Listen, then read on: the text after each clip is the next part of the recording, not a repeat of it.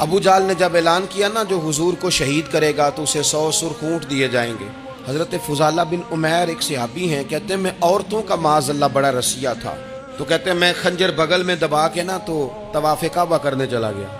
کہتے ہیں وہاں جب میں پہنچا تو میں نے دیکھا حضور بھی طواف کر رہے ہیں، تو نبی کریم نے مجھے دیکھتے ہی حضور میرے قریب آئے اور مجھے نہیں بتانا پڑا. حضور فرمانے لگے تیرا نام فضالہ ہے؟ میں نے کہا ہاں. تو محبوب فرمانے لگے کیا باتیں کر رہے ہو اپنے آپ سے؟ کہتے میں دل میں سوچ رہا تھا کہ طواف کرتے میرے قریب سے گزریں گے تو خنجر مار دوں گا. کیا باتیں کر رہے تھے؟ فضالہ کہتے ہیں میں تو جب آیا تھا تو ایک بی بی سے مل کے آیا تھا، میں نے کہا تھا کہ میں آج بڑی رقم لے کے آؤں گا اور معاذ اللہ تیرے پاس رات گزاروں گا. کہتے ہیں میں تو اس سے بات کر کے آیا تھا. اب حضور سید عالم صلی اللہ علیہ وسلم نے پوچھا تو فضالہ ہے؟ میں نے کہا ہاں. کیا باتیں کر رہے تھے اپنے آپ سے؟ میں نے جھوٹ بولا. میں نے کہا جی وہ تو میں تو ذکر کر رہا تھا اپنے دل میں. کہتے ہیں حضور مسکرائے اور مسکرا کے فرمانے لگے چل چھوڑ، جس کام آیا تھا وہ کرتا کیوں نہیں؟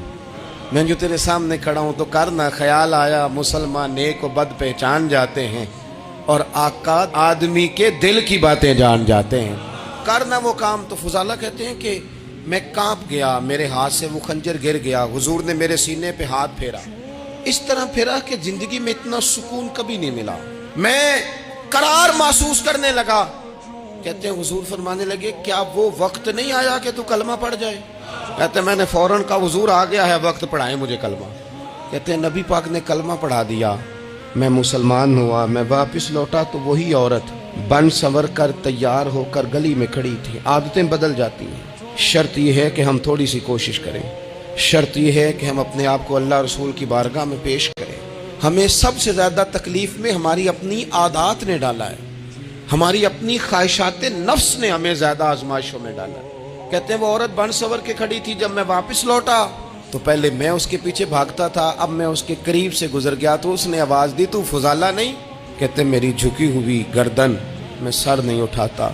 مجھے کہنے لگی تو وہ نہیں ہے جو فضالہ ہے؟ میں نے کہا ہوں میں فضالہ، پر وہ والا نہیں جو تجھے ملا کرتا تھا. کہا تو اب کون ہے؟ کہنے لگے میرا ٹائٹل بدل گیا ہے، میرا تعارف بدل گیا ہے، اب میں رسول کائنات کا غلام ہو گیا ہوں. اب لوگ مجھے مسلمان کہتے ہیں، اب میری نگاہوں میں جچتا نہیں کوئی، جیسے میرے محبوب ہیں ایسا نہیں کوئی. کہتے ہیں بدل گئی عادت، میں وہی ہوں پر میرا لہجہ میرا مزاج ہی بدل گیا.